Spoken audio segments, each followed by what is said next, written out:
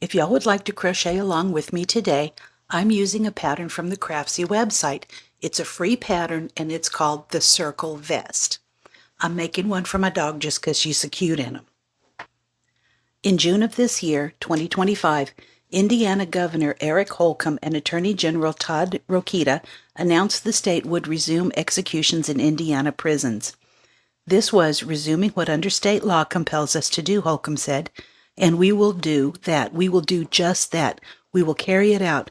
It would be a dereliction of duty on my part had I not sought the means to carry out the sentence. And so here we are. We'll get by that day. It's not a day I look forward to, nor do I think anyone would. But we'll do it, and we'll get our job done, and we'll move on. The state won't confirm who exactly that inmate is, but one of the 8 remaining death row inmates will be instantly recognizable to most Louisville residents. William Clyde Gibson III. The deed can be done in a couple of different ways. Pentobarbital is used mostly for veterinary euthanasia, but it's also used in single drug lethal injections. It also can be used for physician-assisted suicide or to induce a medical coma. The other way is nitrogen hypoxia. A 100% rebreather mask is placed over the convict's face, and they breathe in 100% nitrogen. Shuts the body down because of no oxygen. Execution is a very specific kind of punishment, and no punishment, according to the U.S. Constitution, can be carried out in a cruel fashion. Dr. Joel Zavat, an associate professor of anesthesiology and surgery at Emory University, told CNN. And so the real question is execution with nitrogen gas cruel? That's really hard to study because the person that can tell you now can't tell you. I just mentioned that in passing. I'll leave it to y'all to make your own decisions. William Clyde Gibson III was born on October 10th, 1957, so he's a Libra. Now, on the good side of a Libra, you get the fun-loving, artistic, rational, cooperative, but let's flip that Libra pancake over and see what you get. Indolent, insensitive, manipulative, and self-indulgent. Sounds like him so far. In Raleigh, North Carolina, he was the youngest of 4 children, born to William Jr., a foreman at a tree trimming company, and Geraldine, or Jerry Gibson. She was a cashier at a Sears store. And then, when he was 2 years old, they upstaked and settled in New Albany, Indiana, and that's where Gibson grew up. Indiana's rural landscape is just beautiful. I looked at some pictures, and it's really nice there. That was the backdrop for Clyde's childhood. Oh, a young life marked by neglect and violence. His parents' partnership was volatile. They had explosive arguments all the time, and that taught Clyde Gibson that rage was normal. These domestic storms that left lasting impressions on his developing mind. In later interviews, he changed his story and claimed that he had never experienced any kind of abuse or neglect from either of his parents. He said that he was even spoiled at times, but acknowledged that his father was an alcoholic who would become combative when he was drunk. But this was all normal to him, and he was making up a narrative as he went along to suit whatever needs he had at the time. Now, at school, he was kind of a scrawny kid, and that made him an easy target for bullies. They were relentless, and kids can be assholes, and his self-esteem took a hit. The schoolyard became a daily battleground, and I'm sure he wasn't looking forward to it. Each humiliation, twisting his perception of what human relationships ought to be. And from also the early age, he displayed some odd behaviors. He had trouble speaking to others. He struggled at school. He preferred to stay home with his mother, and whenever he did go to school, he was bullied until about the 6th grade, when he put on a growth spurt and became large enough to defend himself. However, rather than, taking, as the bullying stopped, he couldn't just step over it and move along. He started bullying other children. He often got in trouble for fighting, talking in class, not following directions. He continues this outside of school, too. He told a childhood friend, Melanie Schultz, that he had shot another child in the eye with a pellet gun. At the age of 13, he started drinking, and later that year, he was arrested for stealing a motorbike. In this insular community, he was seen as an outsider and, either perpetually ignored or just shrugged altogether. Gibson sought some control, and he used destructive means, starting with minor thefts and then progressed toward more serious offenses, the only way he knew how to get attention. Each transgression was pushing boundaries, and he sought any reaction, and there is no such thing as negative attention. Warning signs accumulated, picking at other kids, petty crimes, family dysfunction, and yet all were unaddressed. There was no intervention. And wasn't this a time when kids were told, if he hits you, hit him back? What did you do to deserve it? You know what?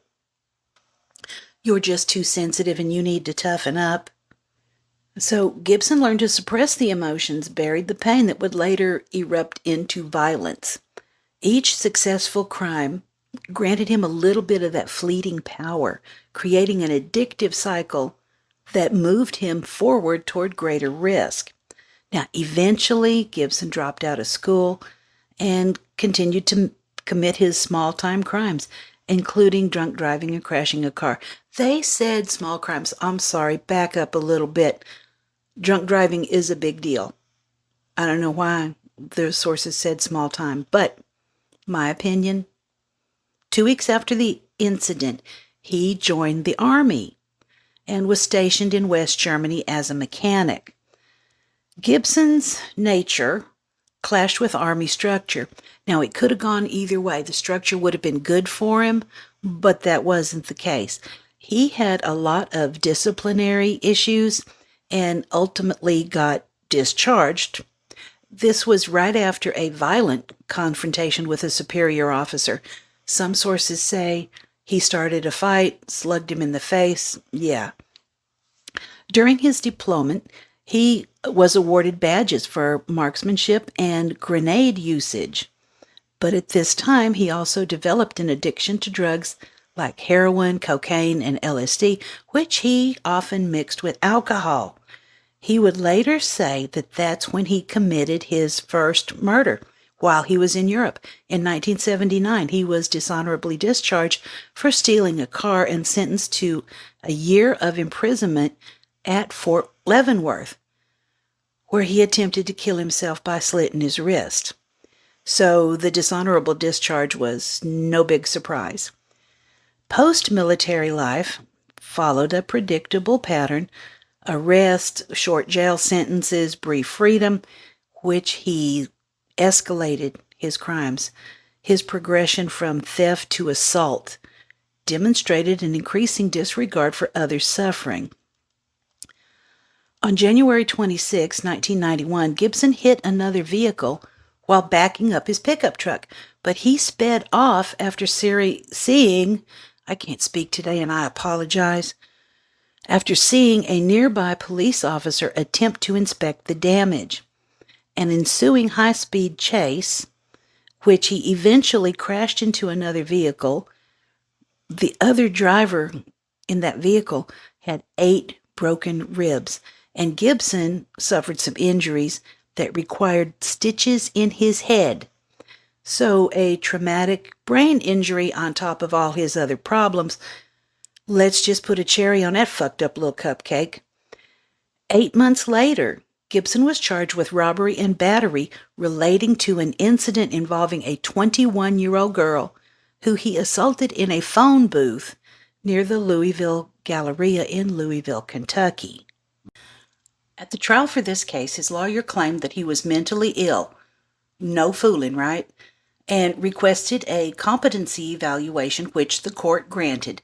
The examining psychologist, J. Robert Noonan, concluded that Gibson had an IQ of 79 and refused to take any responsibility for his actions, which he blamed on alcoholism.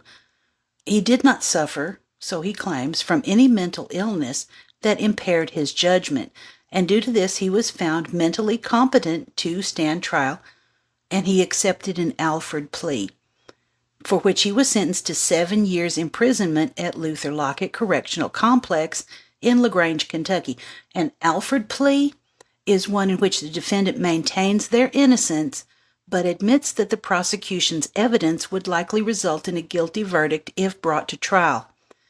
On learning his conviction, his wife divorced him as any reasonable woman would.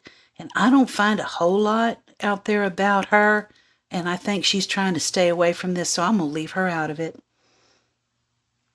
During his imprisonment, he was ordered to attend a sex offender rehabilitation program, but he refused to admit any responsibility for his crime, and therefore he was ineligible to participate.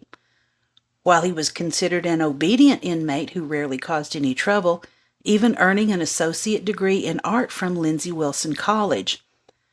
Several psychiatric assessments concluded that Gibson had poor judgment and often experienced feelings of loneliness and losing control. Despite these diagnostics and his refusal to complete the rehabilitation program, he was deemed, wait for it, unlikely to reoffend. He was released on April 5, 1999, and he was added to the Indiana Sex Offender and Violent Crimes Registry. Now, before 1994, very few states mandated sex offender registration. The 1994 Wetterling Act initiated a nationwide registration, and Megan's Law in 1996 added to community notifications and online registries. Now, I don't think he did any of that. I don't know if he was on his own to do it, but we'll talk to the neighbors later and find out that they probably had no idea. Subsequent legislation is aimed to improve this, but noncompliance remains a persistent problem. After his release, he started dating Kelly Bailey, and the pair moved into an apartment in Borden, Indiana. However, Bailey left him after less than a year, citing his worsening drug habits. And Gibson refused another psychological evaluation, but his behavior suggested antisocial personality disorder, characterized by lack of empathy, disregard for social norms, and escalating violence. Now, I'm going to slow down for a minute. Noting that a psychopath is born that way and a sociopath is created, what's your guess on where Clyde was in all this? A psychopath is always a sociopath, but not all sociopaths are psychopaths. I had to sit with that for a minute, but I get it. I see what they're saying. Psychopathy represents a more severe form of antisocial behavior with specific personality traits, while sociopathy generally refers to an antisocial personality disorder. Most disturbing was his detachment from the consequences, indicating a complete disconnect from his actions. Beyond his confirmed murders, there was something lurking in the shadows, unsolved cases potentially connected to his movements. The investigation uncovered both concrete evidence and troubling ambiguity, while forensics linked Gibson to the 3 murders. His brutal methods and casual confessions suggested a much more extensive list. Officially, his crimes were against women, but he does say that there were male victims as well, but he isn't talking. And guess why? He doesn't want to go through all that legal rigmarole again. He just can't be bothered. Oh, he just ain't talking. During interrogations, he hinted at many as 33, and as far back as 1979 when he was stationed in Germany, where he says he committed the first. He was just taking investigators on a cat and mouse game. For the most part, Gibson had targeted vulnerable people with limited social support, individuals whose disappearances might go unnoticed for a time. This pattern raised some questions about how many potential victims fell through the cracks of the system.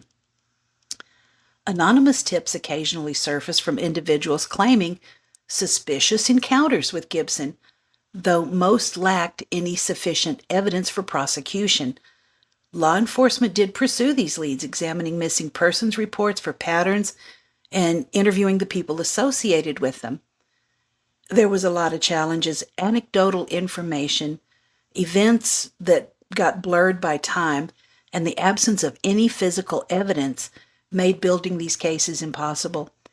Yet, with the volume of unresolved incidents, investigators were forced to take a look. They just couldn't pass this by. I appreciate their efforts. Compounding these challenges was Gibson's strategic silence about the potential additional victims, and he laughed about it. I was watching some interviews with him, and he had a laugh that gave the boogeyman shivers. It was all a game to him. The laugh was kind of a Beavis and Butthead chuckle, and he never broke eye contact with the interviewer. That laugh, that funny look on his face, did not reach his eyes. He was just watching them to elicit some sort of reaction. He's just happy as a clam playing his little game. So there's no conclusive evidence for these numerous other cases. They are never going to be fully understood, and I guarantee you he's going to take it to the grave. He's sick fuck. The case of Karen Sue Hodella marked the first confirmed step in understanding Gibson's crimes. Initially, a routine missing persons case, her disappearance eventually revealed the true narrative. Karen Sue, quiet, withdrawn, small social circle, embodied the vulnerability that Gibson exploited. In October 2002, they had a chance meeting at a Jeffersonville bar, and that led to her demise. Karen Sue is a 44-year-old beautician from Florida who was in town visiting her boyfriend. Now, I'm not sure how all that works. Maybe he was at work and she had a night out on her own. But Gibson did the deed after they had a fight. She accused him of stealing prescription drugs. The attack was savage, culminating in stab wounds to the throat and a couple other things. And Gibson wound up disposing of her body in Clarksville. Using cadaver dogs, forensic examination eventually uncovered Karen Sue's remains in a shallow grave. The autopsy revealed multiple injuries consistent with strangulation, blunt force trauma, and the kind of assault we can't talk about on YouTube. The evidence suggested prolonged and calculated attack and provided crucial links that would eventually lead to Gibson's arrest. Karen Sue's murder became the first confirmed step in his pattern. Her case created an investigative roadmap that ultimately connected Gibson to some other crimes that he was collared for. Her story serves as an entry point into his darkness. And like I said, we're never going to completely understand that. And check this out. He got a tattoo on his forearm with the image of a knife and the date of Karen Sue's death. 3 weeks after this crime, Gibson ran out of luck. He was arrested for drunk driving in a pickup truck and went in for a 4-day detox period and another psychiatric evaluation by Dr. Daniel Howerton. While Gibson complained of a basket of ailments and not receiving his usual medication, Seroquel. Now, Seroquel is used to treat schizophrenia, bipolar, and major depressive disorder.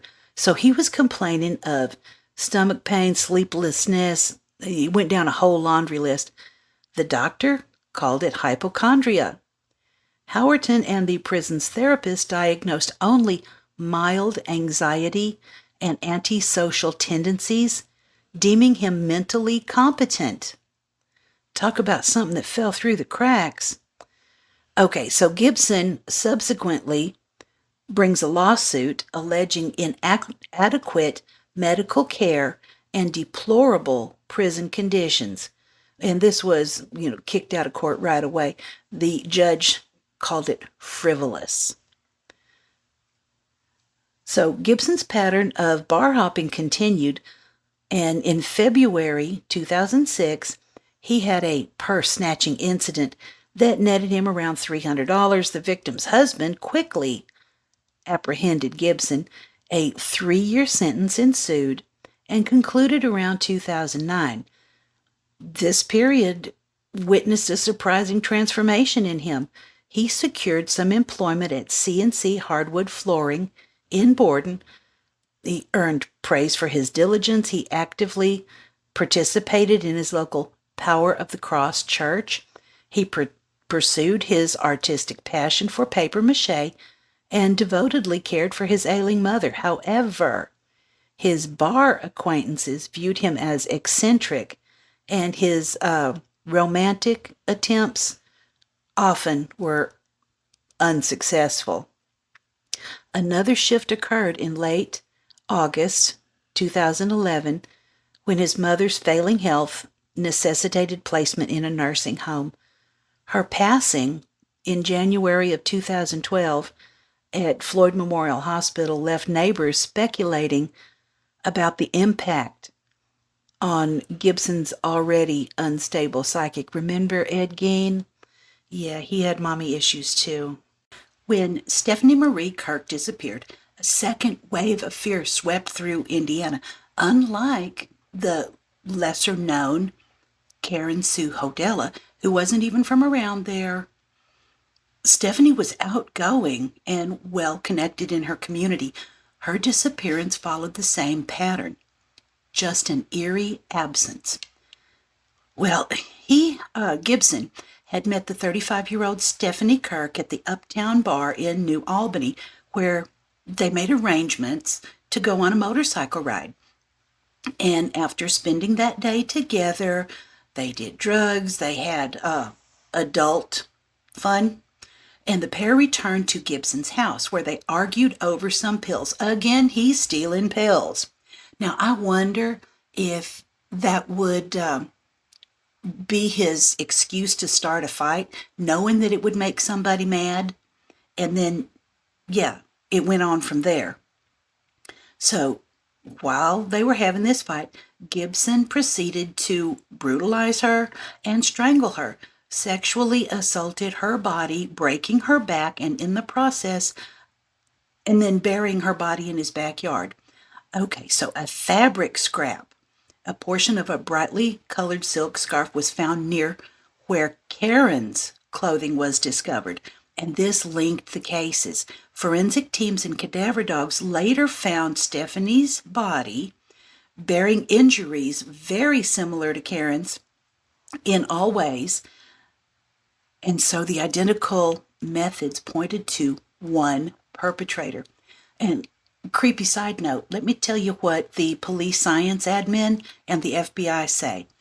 A serial murderer has committed 2 or more murders separated in time and sometimes in different geographic areas, and involving victims who are usually strangers. The murders are usually compulsive acts for gratification, personal gratification. So the FBI defines it pretty much the same way. Committing the acts with a cooling off period in between. So at this point, if he set out to be a serial killer, he's made it. Then Christine Whittis, this is so sad. If it don't break your heart, you don't have one. Christine Whittis' subsequent disappearance confirmed the pattern. Unlike the previous victims, Christine had a really strong support network. And this made her abduction even more brazen. On April 18th, he was visited by a 75-year-old friend of his late mother. This was Christine. The latter had always supported Gibson and even at times had given him money. He brutalized and strangled her before mutilating her corpse and cutting off one of her breasts. Then he left the body on the garage floor. He didn't even bother to try to hide her, and she was surrounded by garbage bags. On the following day, Gibson's sisters went to their mother's house because they was trying to settle up her affairs and divide up the family estate. And after checking in the garage, that's when they found Miss Christine's body. They immediately notified the police. Captain Jerry Lawrence, then the department chief of detectives, testified that he helped canvass the neighborhood for clues about half an hour after Christine's body was discovered. And later he looked at the cell phone records for her phone, which showed an incoming call from Gibson's home phone at about 12:53 p.m. on April 18th, 2012. Now that speaks to premeditation. Yeah, he called over there with reason. And the mens rea, or the guilty mind, I don't think he felt guilty about this at all. And okay, here's what he says. Gibson called her to come over and said he needed to talk. He needed a friend in the time that he was grieving his mother. It is said that Christine even babysat Gibson as a child. He didn't want to hurt her. He was just going to have sex with her. Gibson said of his relationship with Christine, he said, we'd just talk and I'd always tell her that she was my girlfriend and she'd tell me, I am old enough to be your mother. So Christine had been a long-time close friend of the family. But these interviews were recorded. Yeah. Oh my gosh. What he told the detectives was, as I was strangling her, she said, your mom can see you. But he was adamant to go on and say that I did not have sex with her, just played with her with my hands. Ugh, creepy fucker.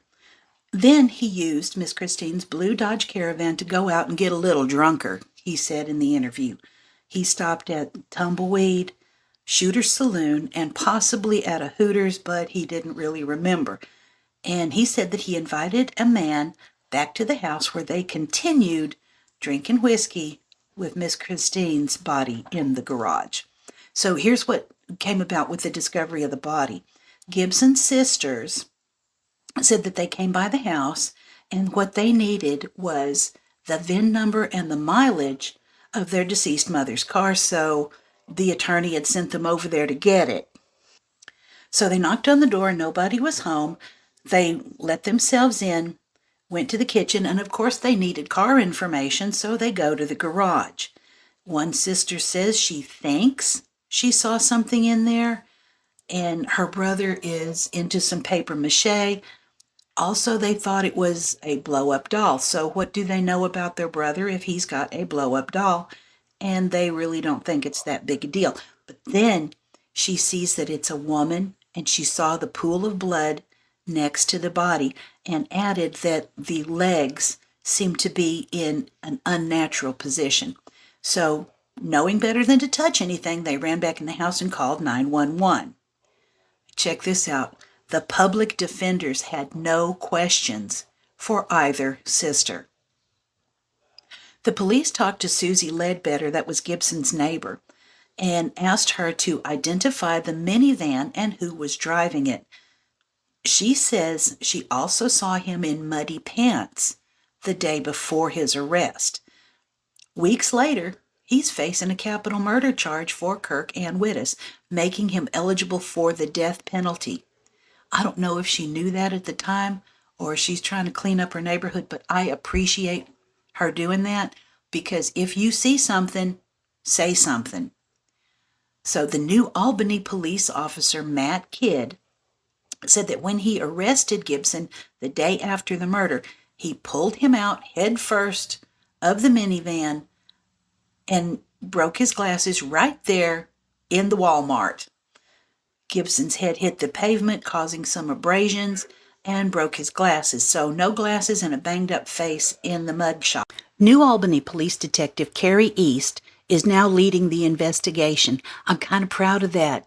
A lady detective. And I'm not saying that a man detective couldn't do it or that a woman did it because she's a woman. I'm just saying let the ladies do the work. I'm kind of proud of that. She made a breakthrough with a discarded cigarette butt near Stephanie's remains. A DNA analysis linked the seemingly unrelated murders and matched Clyde to the DNA. And she also discovered that he has a very extensive but non-homicidal criminal record. So, non-homicidal, yay for him. So far, right? Surveillance revealed Gibson's disturbing demeanor from the time that he was arrested. Calm and detached, despite his crimes and knowing what he was facing. So, putting it all together, she had DNA, witness testimonies, forensic findings, and was able to build a case against him. So they haul his ass into the interrogation room, and they're going to talk to him again like that's ever done any good. But Detective East, using a very methodical approach, she's probably using the Reed technique, which was very effective, but now kind of questionable.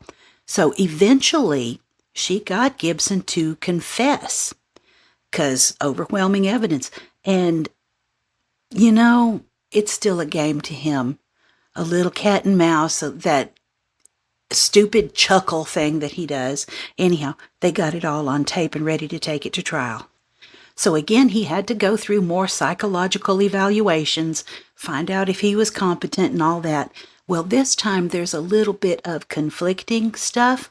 I think that he talked to different psychologists at different times and changed the narrative with either one so he would get sideways with them again. The diagnoses were antisocial personality disorder, psychopathy, and narcissistic personality disorder. Gibson actively obstructed all of the evaluations, yet, like I said, playing one against the other. Some experts had linked this to violence in his childhood, the head injury, which happened a little bit later in life, but probably just multiplied the factors. He had an absence of empathy, and he had a paper bag full of multiple disorders. And this was the fundamental question. They asked him why. Why did you do this? And he didn't answer. He just did that chuckle thing and stared him down again. And when he would eventually answer, he just gave him that blank stare again and said, "Because I wanted to." So again, here he goes, playing the detectives and the authorities and the police department like his own personal video game. He's talking about other murders again. I don't know if he's trying to pull his fat out of the fire by prolonging the investigation, but they do have enough evidence to catch him on those three. The trial of William Clyde Gibson III, it created an atmosphere of anticipation and dread, and nobody but Gibson wanted to relive all this mess, and yet there they were.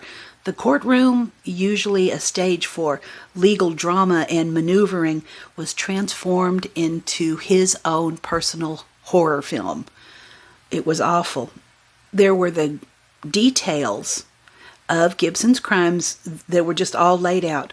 The prosecution was armed with a mountain of forensic evidence, and they meticulously presented their case. You know, because they have to dot the I's and cross the T's, because if something gets thrown out, they could lose a major piece of evidence, and they were making sure that that did not happen.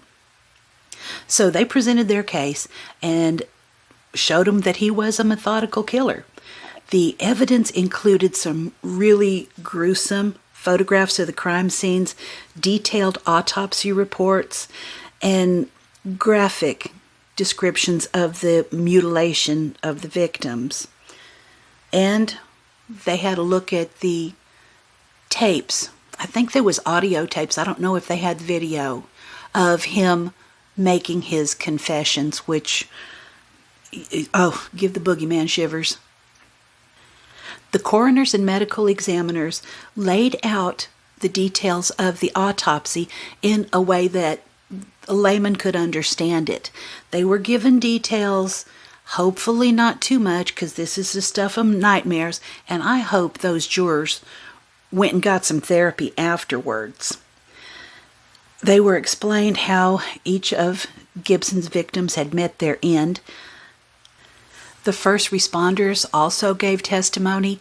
They described to the jury what kind of scene they had to walk up on and process of the bodies. Crime scene investigators also gave their testimony as to what they found and the condition of everything. There was pictures of all of this. Therapy, y'all. Get some therapy. And then we got to those tapes where the jury had to sit and listen to him with his nonchalance and his little bit of bravado and explaining in very matter-of-fact detail what he would done or what he had done, and still maintaining it was just because he wanted to. And the defense really had nothing to say. What can you say? You do owe your client the best defense possible. I believe that the justice system should work that way, but they just kind of stood there with their thumb in their ears because they had nothing to say. Too much evidence. And I guess they would take another swing at it on appeal. So after having to sit through all this blood and gore, the jury ultimately reached a very swift decision. Some sources say half an hour to deliberate. Some sources said as little as 17 minutes. Either way, it didn't take long for them to decide that he was guilty. Very, very, very guilty and very, very sane.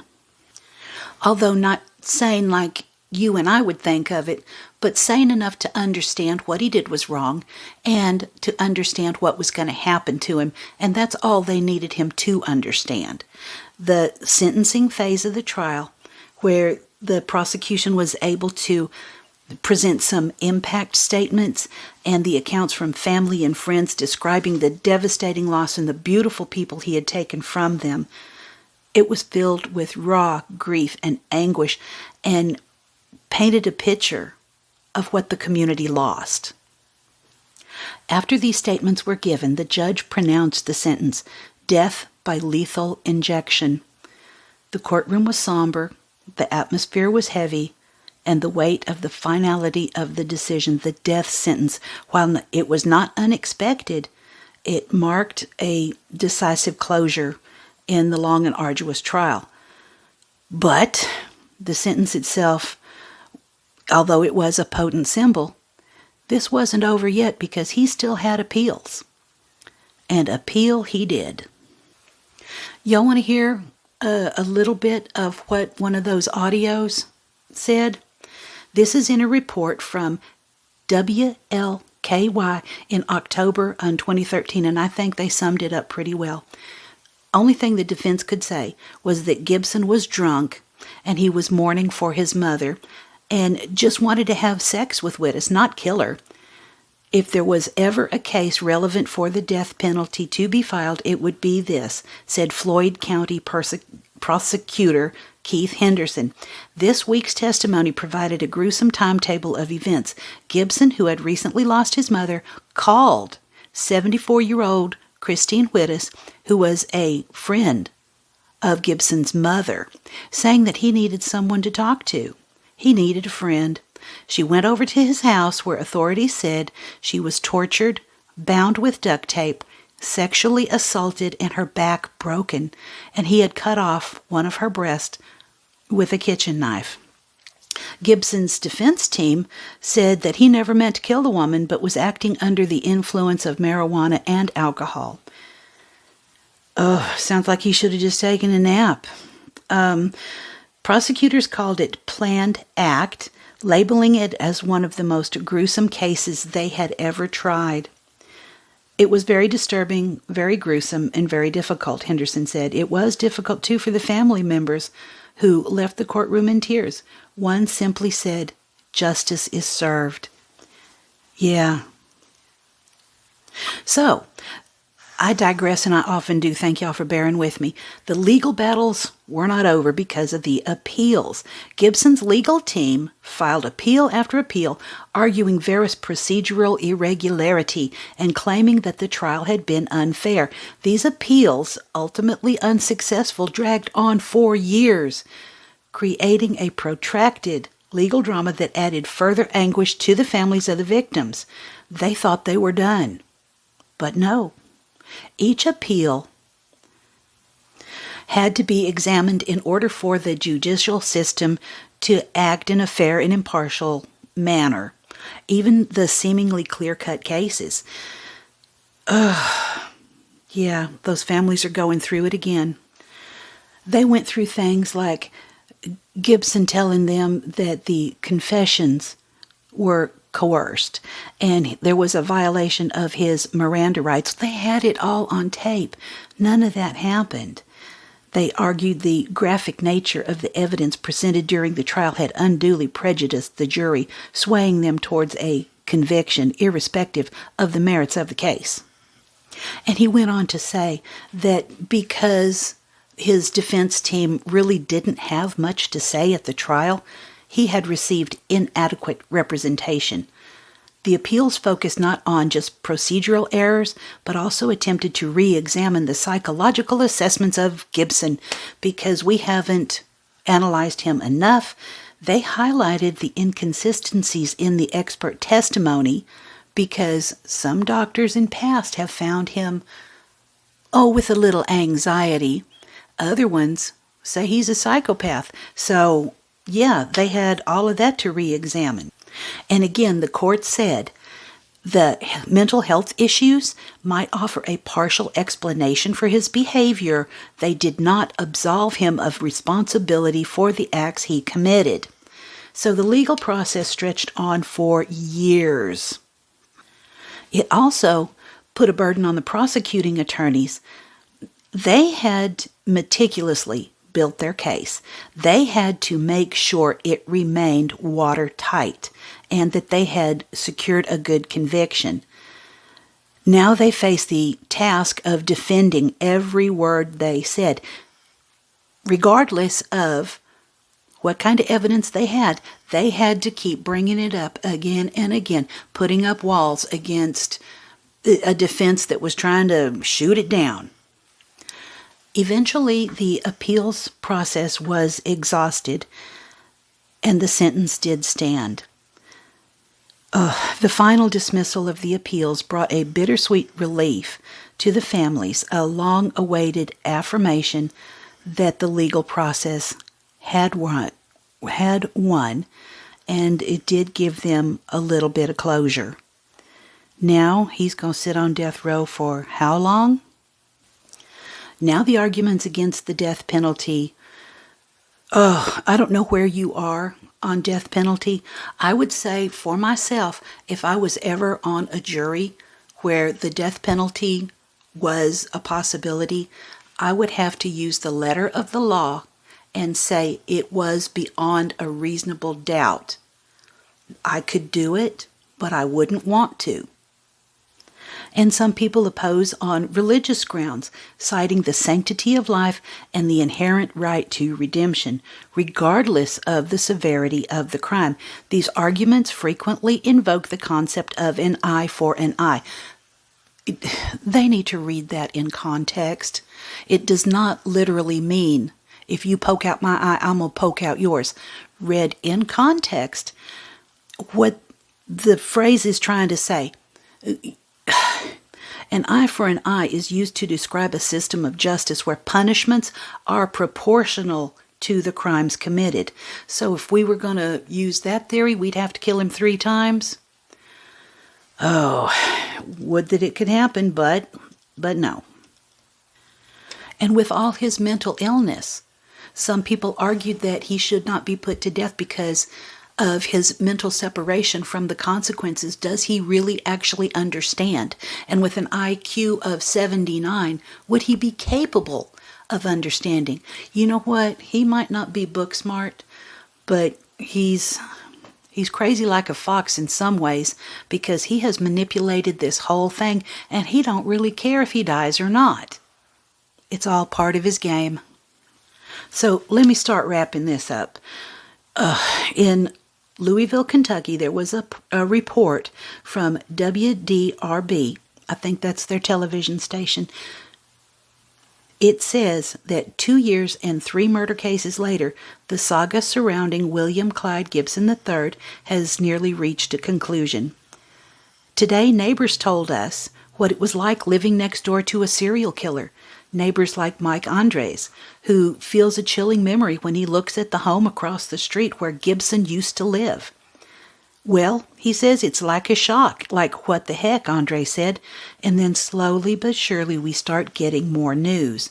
Andre said that he was haunted by the fact that Gibson lived feet from his front door, and what transpired there was like, wow, he said.